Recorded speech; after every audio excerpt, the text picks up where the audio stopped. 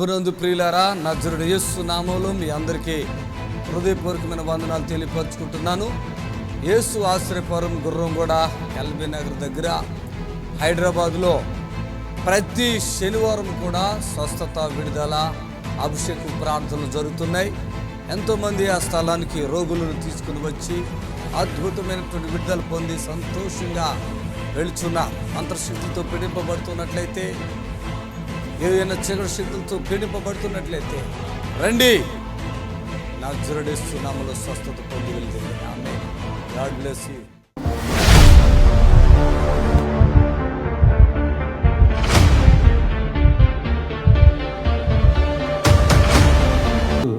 ఏమైందా? యాక్సిడెంట్ అయింది మొన్న సోమవారం నైటు. ఇక్కడ తలలో మొత్తం రక్తం లీక్ అవుతుందమ్మా అని చెప్పారు. చెప్తే ఆ రోజు నేను ఐసీలో పెట్టాలి 2-3 రోజులు అంటే భయం వేసింది నాకు. నేను మీకు కాల్ చేశాను. చేసినప్పుడు మీరు ప్రేయర్ చేశారు. మీరు అక్కడ దాకా మమ్మల్ని వెళ్ళనీయలేదు లోపలికి మేము ప్రేయర్ చేయడానికి. అయితే మీరు బయటనే ప్రేయర్ చేశారు. నాకు తెలియకుండానే జనరల్ వార్డులోకి మార్చేశారు పిల్లోడిని. మంగళవారం రోజు నేను ఎప్పుడు వచ్చాను? మీరు ప్రేయర్ చేశారు, నేను ఫోన్ చేశాను. ప్రేయర్ చేసిన తర్వాత నాకు తెలియకుండానే జనరల్ వార్డుకి మార్చేశారు. జనరల్ వార్డు అసలు ఏమన్నారు డాక్టర్లు? ఏమన్నారు డాక్టర్లు? అన్నారు 2 రోజులు ఐసీలో 24 గంటలు ఐసీలో పెట్టిన తర్వాత కానీ చెప్తామమ్మా ఆ బాబుకి ఈ కండిషన్ ఎట్టుండేదని చెప్పి. వీళ్ళే వెళ్ళి వేరే ఆటోని గుద్దేశారు. ఇంకో దోస్తు చచ్చిపోయి ఉన్నాడా? వాడు బాగానే ఉన్నాడు, అప్పుడే వెళ్ళిపోయాడు. ఈడికి ఏమైంది? ఈడికి ఇక్కడ రక్తం అనేది గడ్డగట్టేసింది అన్నట్టు. గడ్డగట్టి ఎన్ని లక్షలు అయితే తెలుసు కదా. రక్తం ఇలా గడ్డగట్టిన డాక్టర్లు ఎన్ని డబ్బులు తీసుకుంటారు? లీక్ అవుతుందమ్మా లోపల, తక్కువ అవుతుందో ఎక్కువ అవుతుందో తెలియదు అన్నారు. లోపల బ్లీడింగ్ అయిపోతుంది అన్నారు. అంటే ఈమెకి నేను అనకూడదు ఆ మాట. ఒక దైవజనుడిగా కొంచెమన్నా మనకి ఉండాల. వీడు చచ్చిపెట్టుని అంటే ఆ గడ్డల వలన ఎవరైనా చనిపోతారు. ఎందుకంటే గడ్డలు వచ్చేస్తాయి అన్నట్టు. ఒక ఆపరేషన్ చేసి తీస్తే మళ్ళీ వచ్చేస్తాయి, మళ్ళీ వచ్చేసి అలాంటి వ్యక్తి వీడు. ఇక్కడ వీడికి సౌండ్ సిస్టమ్ పెట్టడం, కెమెరాలు తీయటం నేర్పితే వీడేమో పాడు పనులు చేసి చర్చికి దూరం అయ్యాడు. వీడు రావద్దని చెప్పేసాను నేనే. వాళ్ళ నాన్నకు కూడా మోక్షన్స్, బ్లడ్ మోక్షన్స్ మేస్త్రి పని చేసుకుంటారు. 3 నెలలు 6 నెలలు బ్లడ్ మోక్షన్. ఆయనకి సిగ్గు, ఆయనకి ప్రార్థన చేసి తగ్గించేసాం, అయిపోయింది. వీడిని బతికిచ్చాం. మరి వీడు మంచిగా ఉండాలో వద్దు? వీడికి ఈ తలకాయ చూడండి ఎట్లా ఉంది. అప్పుడు ఇక్కడికి వచ్చినప్పుడు ఎట్లా గూళ్ళు పెట్టేస్తాయి అన్నట్టుకునే తలకాయ. మనిషి అట్లా ఉన్నాడు. అలాంటి వాడిని బాగు చేస్తే పాపాలు చేస్తారు. ఇప్పుడు వెళ్ళి బైకుల మీద పిల్టీలు కొట్టించి ఇప్పుడు అది ఇన్రల్ బ్లీడింగ్ తలకాయ లోపల వస్తే ఎన్ని డబ్బులు తెలుసా? డబ్బులు బాగానే అయినాయి. ఇప్పుడైనా కూడా 3 రోజులు హాస్పిటల్లో ఉంటే 90,000 దాకా అయిపోయింది. రోజుకి 25,000. నాకు ఈమె ఫోన్ చేసింది. ఆడికి యాక్సిడెంట్ ఏంటంటే అయ్యో పాపం అంటాం కదా, మనం అలాంటి వాళ్ళం కదా. ఆడికి యాక్సిడెంట్ సోతున్నాను, తగ్గించు వేస్తున్నాము ఆమెనని పెట్టేసి అంతే. కోపం ఉంది, ఫుల్ కోపం ఉంది నాకు. కానీ దేవుడు బాగు చేస్తాడు. నేను కోపంలో ఉన్నా ఏమన్నా మీకు మేలు జరుగుతుంది అంతే. ఫోన్లోనే ఆడి మీద నాకు ఇష్టం లేదు. ఇప్పుడు కూడా చాలా కోపం ఉంది ఆడి మీద. ఎందుకంటే ఇప్పుడు పాపాలు చేయకూడదు. ఎందుకంటే మన జన్మ ఇది. ఒక మనిషి ఎంత అండి చనిపోతే ఏమైపోతుండే? ఒక్కడే కొడుకని ఏడుతుంది వాళ్ళమ్మ. ఆమె చర్చికి రాదు. అంటే వీళ్ళు వచ్చారు లేవంటే అది కాదు నా ముఖ్యం. ఒక ప్రాణాన్ని దేవుడు కాపాడిన తర్వాత కృతజ్ఞత కలిగి ఉండాలి. పాపాలు చేస్తే ఎట్లాగా? ఇప్పుడు చేశాడు. ఇప్పుడు మళ్ళీ తలకాయారు. పొరపాటున అక్కడ ఆపరేషన్ అయితే లైఫ్ లాంగ్ వాడికి చెయ్య, కాలు, కన్ను. అవునా కాదా? నిజం చెప్పండి. నిజమా కాదా? Life long. డబ్బులు కూడా ఎక్కువైతే తెలుసమ్మా, చాలా డబ్బులు. ఎంత అడిగారమ్మా అసలు మామూలుగా అయితే? మామూలుగా వాళ్ళు ఏం అడగలేదు కానీ బిల్లు చేస్తా ఉన్నారు ఇప్పటికప్పుడు. ఇది కాదు తల్లి, ఆపరేషన్ ఎంత అయితే అనుకుంటున్నారు? చాలా అవుతుంది, చాలా అవుతుంది. కనీసం లక్షల్లోనే అది. చెప్పలేదు. ఎకరాలు ఉంటే అమ్మేసుకోవాలా, పొలం ఉంటే అమ్మేసుకోవాలా, అయినా కూడా సరిపోవు. అర్థమైందా? ఇప్పటికైనా బుద్ధి జ్ఞానంగా ఉంటావా లేదంటే కులబడిచేయమంటావా? కులబడిచేయనా ఉంటావా? ఎప్పటి నుంచి అన్నీ మానుకొని సైలెంట్. బీడీలు తాగుతున్నావా? పాపాలు మానేసావా? పాపాలు మానేసావా? ఏం మనిషి అండి చూడండి. ప్రార్థన చేస్తే ఇదిగోండి ఇక్కడ అసలు గడ్డలు ఎంతలో ఉండే, ఇటే పక్కన ఆయిల్ ఏదో ఏమంటాం కదా, ఎంత ఏమంటారు అట్లే గోలీలాగా బయటికి ఇట్లా వచ్చేసి ఆపరేషన్ చేస్తే అంటే ఒకటి చేస్తే 2 వస్తాయండి, 2 చేస్తే 4 వస్తాయి. అలాంటిది స్పాట్లు క్లోజ్ చేస్తాం. అసలు ఆవిడ ఏడు చేస్తున్నాం. టీవీ గడ్డలు ఏమని చెప్పారు, వేస్తున్నాం. డాక్టర్లు ఆశ్చర్యపోయారు. కరిగిపోయినాయి అంతే. చప్పట్లు కొట్టాను గట్టి కరిగిపోయినాయి. హల్లెలూయా. పాపాలు చేయను అంటేనే నీకు ఎంట్రన్స్ ఉంటుంది చర్చిలోకి. చేస్తావా? ఇంకా గాడ్ బ్లెస్ యు.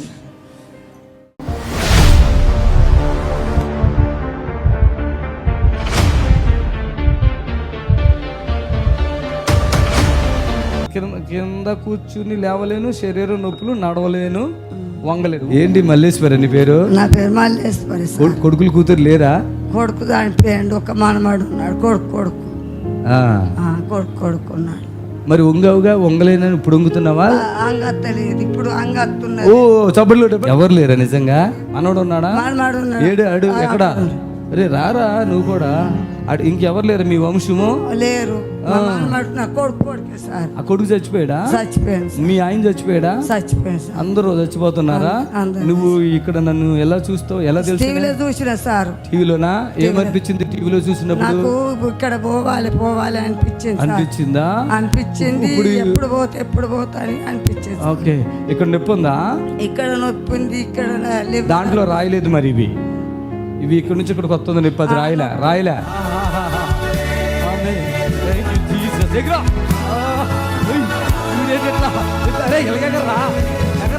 నేను వీటికి చేయొద్దు అనుకున్నా చేసాను. మల్లేశ్వరి అంట. ఇక్కడ రాసింది ఏంటంటే క్రింద కూర్చుని లేవలేను, శరీర నొప్పులు, నడవలేను, వంగలేను. నడు ఒకసారి నడు, ఇటు నడు, పరుగులు ఇట్లా పెట్టి ఉరకాల, చప్పట్లు కొట్టండి, ఉరికితే చప్పట్లు కొట్టాల. ఇదిగో చూసారా ఎంత అద్భుతం. ఏం పేరు నీ పేరు? ఆ పేరు మల్లేశ్వరి. ఏ ఊరు మీది? ఎమ్లవాడ సార్. ఏములవాడ. ఇక్కడ ఎంత మంచిగా అయిపోయావా? మంచిగా అయిపోయావా? ఇంకేమన్నా అయిపోయిందంట. చప్పట్లు కొట్టండి. అయిపోయిందంతే. ఆమె ప్రాబ్లం ఏంటంటే హెచ్ఐవి ఉంది. కానీ భర్త చనిపోయి, కొడుకు అందరూ చనిపోయారు కదా. ఇంత కూర్చుని లెగుతుంది చూసారు కదా. అదిగో అలా లేచిందంటే చిన్న విషయం. అట్లా లెక్క ఎంతకాలం అయింది? అట్లా లెక్క డాక్టర్ 10 సంవత్సరాలకి వంగలేవమ్మా?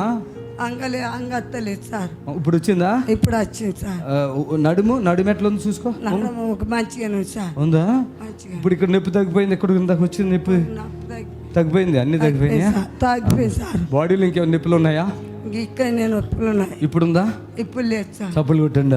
అది దేవునికి అసాధ్యమైనది ఏది కూడా లేదు. సంతోషంగా ఉందా? సంతోషం సార్. నిజంగా సార్. ఎంత ఉందా? ఎంత సంతోషం ఉంది? బాగుంది సార్. చేతులు పెట్టి చూపించు. అంతేనా? 1 కిలో ఉంటుందేమో. పాపం సంతోషం చెప్పుకోలేకపోతుంది. అసలు నడుమిలో వంగరాదు కదా. వంగింది, కూర్చుని లేచిపోతుంది. ఫస్ట్ లేకపోతే కష్టమైంది. ఆమె లేచిపోతుంది, అర్థం చేసి పడిపోతుంది. కొంతమంది ఏమంటారంటే పడేయటమేంటి అని అంటారు. యేసు ప్రభు వారు అంటే ఒక తండ్రి ఒక కుమారుని అక్కడిక్కడ తిప్పారు. అక్కడ ఏం జరిగిందో చెప్తాను. తర్వాత శిష్యుల దగ్గరికి వస్తే వాళ్ళు కూడా ప్రార్థన చేశారు. కానీ ఆ పిల్లోడికి రోగం తగ్గలే. ఏంటి రోగము? ఆ పిల్లవాడు నీళ్ళు కనపడితే పడిపోతాడు, నిప్పు కనపడితే పడిపోతాడు. యేసు ప్రభు అక్కడికి వచ్చారు, చెప్పారు మీ అందరి దగ్గరికి వచ్చాం, మీ శిష్యుల దగ్గరికి కూడా వచ్చాం, మీకు అది కాదు అన్నారు. నమ్మకం మాత్రం ఉంచంటే అది నాకు. అప్పుడైనా సాతాను వెళ్ళి అన్నాడు అంతే. అన్నగానే వాడు కింద పడి నుగురులు కక్కాడు. సంపూర్ణమైన స్వస్థత వచ్చేసింది. హల్లెలూయా. ఈరోజు యేసు ప్రభు ఎలా చేస్తారో నా ద్వారా జరిగే అద్భుతాలన్నీ అట్లే ఉంటాయి. రక్తస్రవణ స్త్రీనైనా ఆమె వస్త్రం ముట్టుకుంటేనే ఆమె బాగుపడింది. నాలో ప్రభావం వెళ్ళిపోయిందంటే వీళ్ళందరూ ఎర్రి మొక్కలు వేసుకుని చూశారు శిష్యులు. అప్పుడు నేనే నిన్ను ముట్టింది, నాకు ఈ రోగం ఉంది, ఇప్పుడే తగ్గిపోయింది అన్నారు. అలాంటి పరిచర్య ఇది. ముట్టుకున్నటమో, నడుల మీద చేయలేటమో, తలకాయల మీద చేయలేటమో, ఒంగో బెటరు నుంచి పెడతారు పరిశుద్ధ. అలాగంటేనే అభిషేకం తాకేళ్ళు పడిపోతారు అంతే. చప్పట్లు కొట్టాలి గట్టిగా. అది పరిశుద్ధాత్మ యొక్క అనాయింటింగ్. హల్లెలూయా. ఇంటి మీదనున్న ఒంటరి పిచ్చుకను నేను కన్నీటితో కుమిలిపోతున్నాను. అంటే ఒక పిచ్చుక, ఆ ఇంటి మీద ఉన్న ఒక పిచ్చుక చిన్నది కదా, ఎంత ఉంటుంది. ఆ పిచ్చుక గురించి అక్కడ బైబిల్లో వాళ్ళు ఎవరో రాసినట్టున్నారు పాట. ఆ ఒంటరి ఆ పిచ్చుక కన్నీటితో ఉన్నట్లుగా. నేను దేవుని దగ్గర నేర్చుకున్నది ఏంటి తెలుసా? ఏ కష్టం వచ్చినా, ఎంత సంతోషం వచ్చినా, బాధ వచ్చినా, ఇంకోటి వచ్చినా నేర్చుకున్నది ఏం తెలుసా? ఎవరికి ఏమి చెప్పకుండా ఉండడం నేర్చుకున్నా. హల్లెలూయా. ఎవరికి ఏం చెప్పకూడదు. ఒక్కోసారి బాధ వస్తుంది, ఒకసారి కోపం వస్తుంది అంటది. కానీ చాలా సందర్భాల్లో ఆ విషయాన్ని అక్కడతోటే అలా క్లోజ్ చేస్తే చాలా సమాధానం ఉంది. హల్లెలూయా. ఎవరికైనా చెప్తే ఇంకా గొడవ అయిపోతుంది. దాదాపుగా తట్టుకోలేక ఎవరితో చెప్పినా ఈ రోజుల్లో చెప్పకూడదు. ఎవరికైనా మనం చెప్పండి వాళ్ళు డైరెక్ట్ కాళ్ళకే చెప్పేస్తారు. నిన్నట్లా అన్నా తెలుసా అంటారు. ఇక ఆ కొట్లాట ఆగదు. ఎప్పుడు కూడా మీరు నేర్చుకోండి, ఎంత జరుగుతున్నా కూడా, ఎంత మంచి వ్యక్తి అని అవతల వ్యక్తి నీకు అనిపించినా కూడా నీది చెప్పకు. వాళ్ళు చాలా మంచోళ్ళు పాపం. అప్పటి వరకు నువ్వు ఎప్పుడైతే ఇది చెప్పో వాళ్ళకి మంచోళ్ళు కాదు, ఇప్పుడు వాళ్ళకి పెద్ద రూపం మారిపోద్ది. అవతల వాళ్ళకి నీకు గొడవ ఎవరితో అయిందో వాళ్ళకి చెప్పే వరకు కూడా వాళ్ళకి అన్నం అరగదు, నిద్ర పట్టదు. కనుక ఏ రహస్యం నువ్వు నీతో చనిపోవాలి, అదంతే. నీ కడుపులో ఉన్నది నువ్వు చనిపోయిన రోజునతో అంతే అయిపోవాలి, స్థాపితం. దాదాపుగా అట్లా ఉండటానికే ప్రయత్నం చేయండి. ఎవరికైనా చెప్పవు తట్టుకోలేక అనుకోండి, వాళ్ళు ఎప్పుడైనా నీకు పెట్టేస్తారు పుల్ల, మొత్తం కాలిపోతుంది. ఇక తర్వాత మీ ఇష్టం. ఎప్పటికీ ఏ నష్టం జరిగినా, ఏ కష్టం వచ్చినా, ఏ పరిస్థితులైనా ఈ పెదాలు దాటి ఒక మాట దాదాపుగా ట్రై చేయండి. చూడండి, మీరు పాస్టర్ గారు చెప్పింది నిజం అనిపిస్తుంది. హల్లెలూయా. ఎప్పటికీ ఎవ్వరికి అర్థమైందా? హల్లెలూయా. కొన్నిసార్లు కొంతమంది చెప్పుకుంటారు ఏదన్నా అని అందరికీ చెప్పుకుంటారు. అంత టామ్ కొంపు అర్థమైందా? చేయకండి అట్లాగా. హల్లెలూయా. ఏమైనా కడుపులో పెట్టేసుకుంటామే. ఎవరైనా సహాయం చేయరు, చేస్తారనుకుని కానీ వారు చాలా మంచోళ్ళు, నా మాటలు విన్నారు కదా, వాళ్ళు చాలా మంచోడని కానీ అనిపించి చెప్పావా, నీవు నష్టపోతూ ఉంటావు. ఇంకా చాలా జరిగిపోతాయి. ఇక అవన్నీ మీకు అర్థమవుతాయి. నేను చెప్పింది ఇది మనసులో పెట్టుకోండి. దేవుని స్తోత్రం కలుగును గాక. హల్లెలూయా. మన కన్నులు కూడా ఒకసారి కొన్ని తప్పు అంటే చూస్తాయి. కన్ను కూడా చూస్తుంది. కన్నులను సరి చేసుకోవాలి. హృదయంలో కొంచెం వస్తూ ఉంటాయి ఏదన్నా ఆలోచన, హృదయాన్ని కూడా సరి చేసుకోవాలి. అర్థమైందా? నా హృదయం ఎట్లా దాన్ని ఎట్లా వదిలేయకూడదు. వదిలేస్తే నువ్వు ఆత్మీయంగా ఉండలేవు, నరకానికి వెళ్ళిపోతావు. జాగ్రత్త, నరకమునికి వెళ్ళిపోతావు. అందుకని నీ హృదయాన్ని కూడా ఏం చేయాలి? నీ హృదయాన్ని నువ్వు జాగ్రత్తగా భద్రపరుచుకోవాలి. ఆలోచనలు కూడా రానికూడదు, చెడు వినకూడదు, చెడు చూడకూడదు, చెడు మాట్లాడకూడదు అని ఎలా చెప్తున్నారో మనకు అర్థమవుతుంది కదా. అలాగే మన దేహమును మొత్తం దాదాపుగా పరిశుద్ధంగా ఉంచుకోవటానికి ప్రయాసపడాలి. అవుతుంది మనం అనుకుంటాం కానీ కాదేమని అవుతుంది. హల్లెలూయా. చూడండి దేవుని బిడ్డలారా, మరి అపోస్తలుడైన పౌలు ఫిలోమోనుకు వ్రాసిన పత్రిక ఇది ఇక్కడ మనం చూస్తున్నాం. ఈ యొక్క ఒకటే అధ్యాయం, ఇది చాలా చిన్న అధ్యాయము. వచనాలు కూడా ఎక్కువేమి లేవు, 25 వచనాలు మాత్రమే ఉన్నాయి. కానీ దీంట్లో చాలా చక్కటి విషయాలు ఉన్నాయి. హల్లెలూయా. దీంట్లో మెయిన్ పాత్ర ఎవరంటే ఫిలోమోను. దేవుని స్తోత్రం చెప్పండి గట్టిగా. ఫిలోమోను మెయిన్ ఫిలోమోను. ఇతను ఒక సువార్థికుడు. దేవుని బిడ్డలారా గమనించాడు. క్రీస్తుని గురించి సువార్తను ప్రకటించే ఒక సేవకుడు, సువార్థికుడు. హల్లెలూయా. ఈ సువార్థికుడు తన గృహంలోనే చిన్న ప్రార్థనా కూటం జరిగిస్తూ ఉన్నాడు.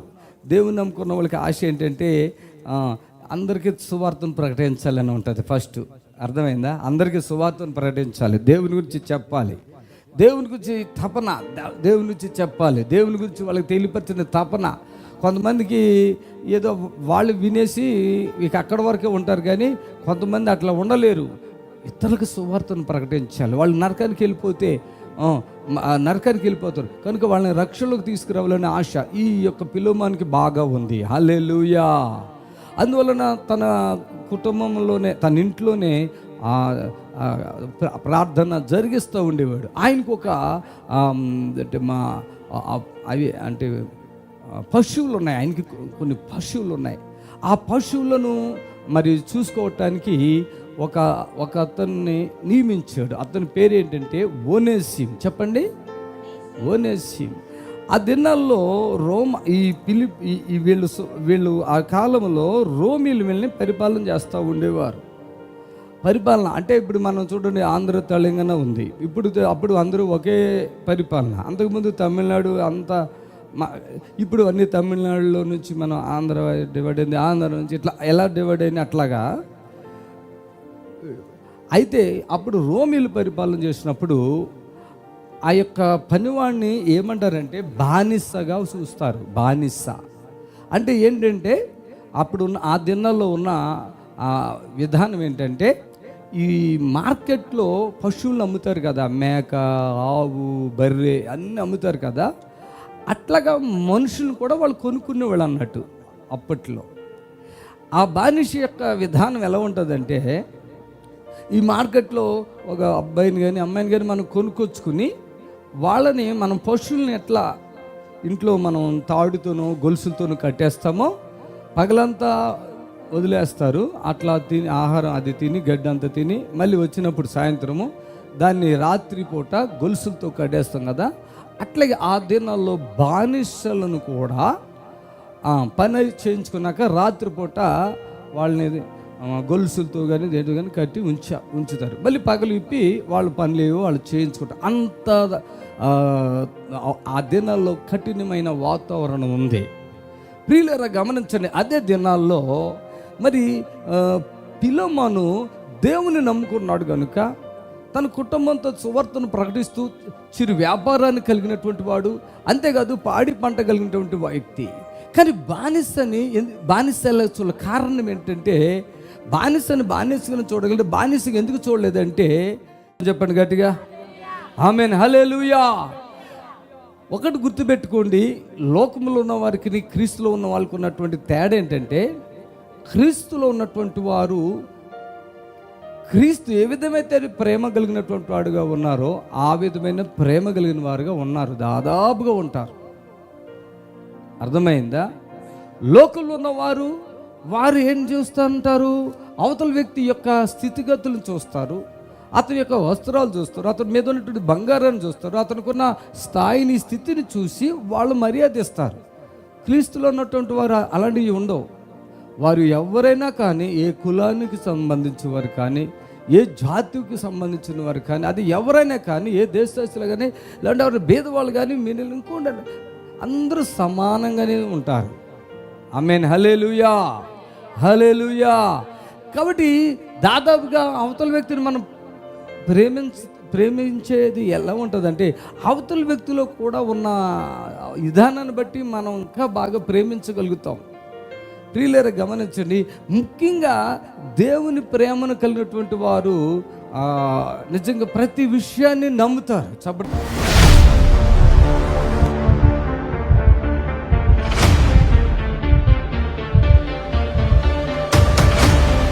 మీ ఆయన చచ్చిపోయాడా ఉన్నాడా? మా ఆయన చచ్చిపోయాడు. ఎంతమంది పిల్లలు? 2 అండి, ఒక అబ్బాయి ఒక అమ్మాయి అండి. ఎవరెవరు వచ్చారు? నేను మా అమ్మ వచ్చివండి. ఏది మీ అమ్మేది? ఏడోకు ఆమె. నీ పేరేంటమ్మా? గుండె దాడ వస్తుందా?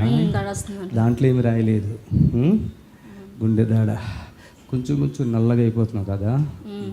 పిల్లలు ఎంతమంది? 2 అండి. ఏం చదువుతున్నారు? అబ్బాయి ఏమో 7 చదివాడు, అమ్మాయి 10 అండి. ఇప్పుడు కూర్చోలేవు, నొప్పులేని వెళ్ళిపోయి చూసుకో. చప్పట్లు కొట్టండి గట్టిగా. లేగు. ఇప్పుడు అక్కడ కూర్చున్నప్పుడు నీకు ఎట్లా ఉండే? బాగానే ఉందండి. అక్కడ కూర్చున్నప్పుడు ఎట్లా ఉండేది? నా బాగోలేదండి. ఎట్లా ఏదో రకంగా బాధగా ఉందండి. నాకు మంచిగా అవుతుందా అవదా అనుకున్నాను, తెలుసా? అనుకున్నాను, నాకు పిలవరేమో అనుకున్నాను కదా. పిలుస్తారు అనుకోలేదా? అనుకోలేదండి. చప్పట్లతో ప్రభుని కనపరచండి. ఈ సిస్టర్ చాలా వేదంతో ఉంది, చాలా దుఃఖంతో ఉంది. అర్థమైందా? ఎవరికి ఏం చెప్పుకుంటాక లేదు. ఆవిడ ఉందని ఇదే ఏం ఎవరు తీర్చేది కాదు, తీర్చేవాళ్ళు లేరండి. లోపల కుమిలిపోతుంది అన్నట్టు. యేసయ్య నేను ముట్టాడమ్మా, నీకు ఎముకలు శక్తి వచ్చేసింది, చూసుకో తల్లి. ఒకసారి కూర్చుని చూడు. కూర్చుంటే వెళ్ళిపో. యేసు రక్తం వచ్చేసి హల్లెలూయా, హల్లెలూయా.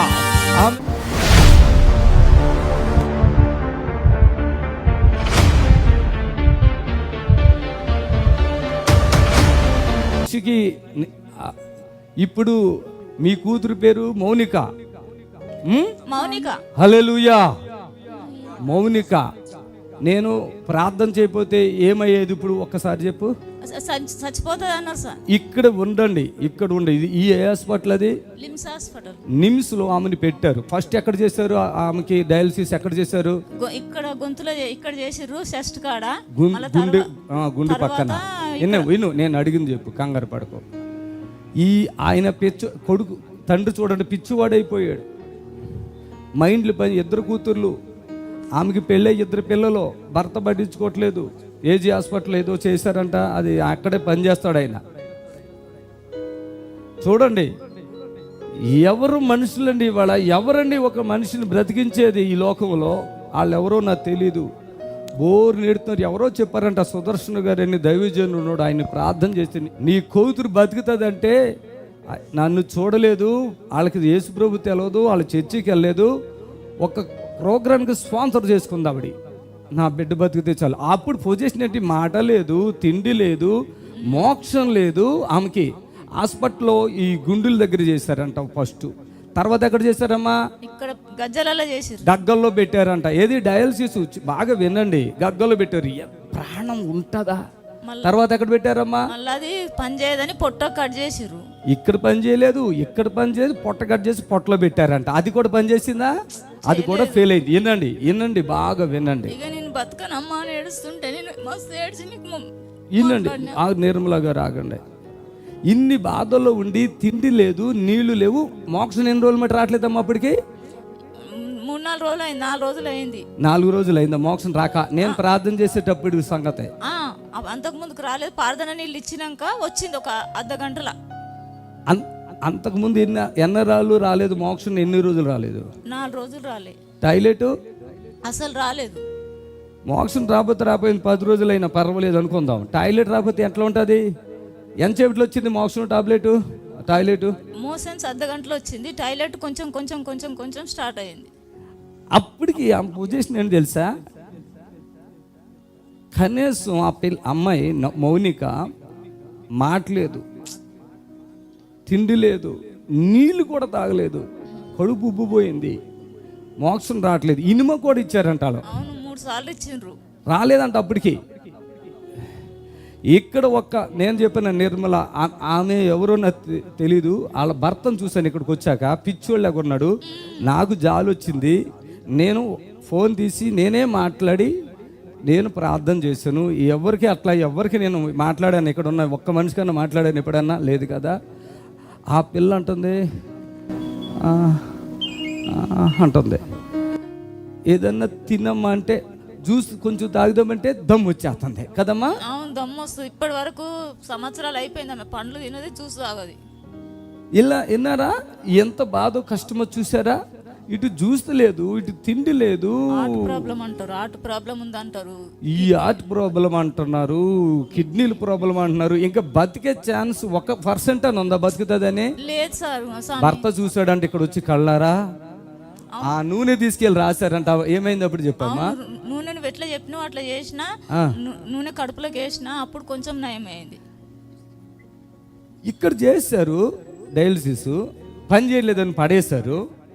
నాకు వీళ్ళు బాధపడుతుంటే నేను అన్నా, డాక్టర్ గారు మంచోళ్ళేనమ్మా అంటే కావాలని చెప్పాను. అట్లా డాక్టర్ గారు మంచోళ్ళమ్మా, వాళ్ళు ఎలా చెప్తే అలా మనం చెయ్యాలమ్మా, నువ్వు వాళ్ళని ఎదిరించుకో, నేను ప్రార్థన చేస్తున్నాను కదా, ధైర్యంగా ఉండని.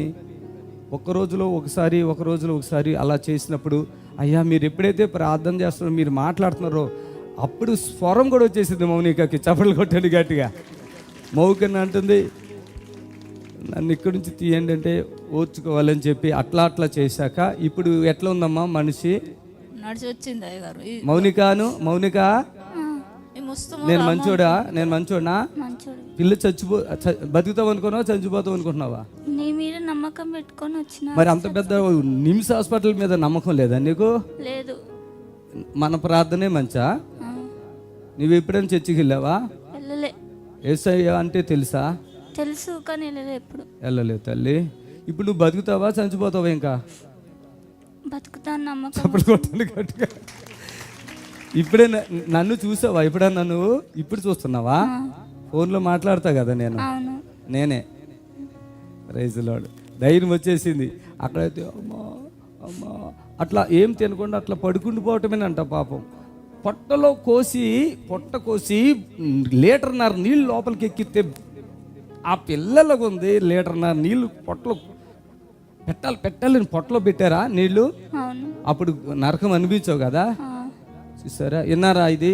అండి ఎంత మంచి చూడండి. అలా హాస్పిటల్ కట్టే నేను కాదా? అవునా? చప్పట్లు కొట్టి చెప్పండి గట్టిగా.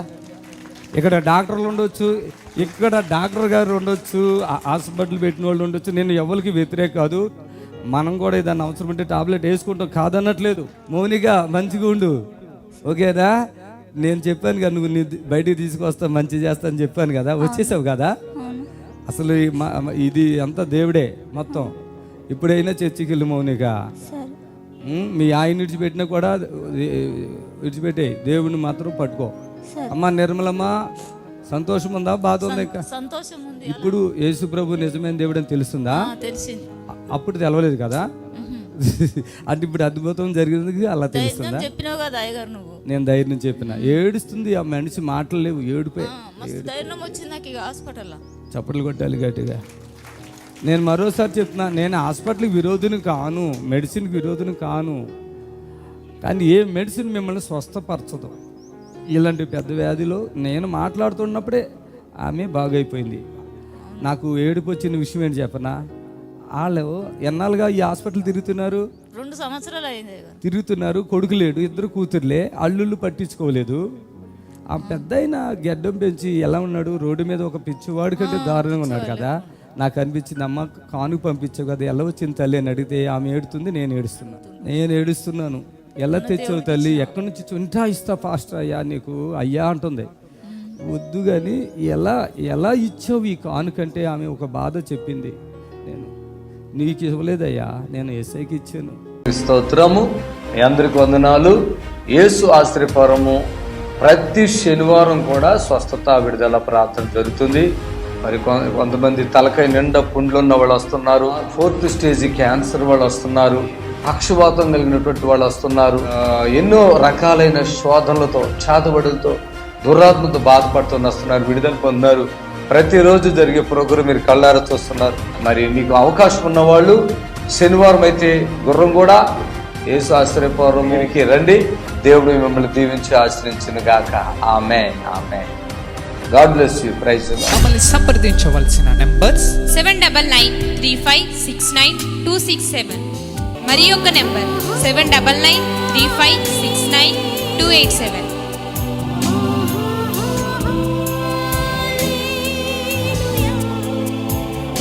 మా అడ్రస్ ఎల్బీ నగర్ నియర్ బిఎన్ రెడ్డి, గుర్రంగూడ, హైదరాబాద్.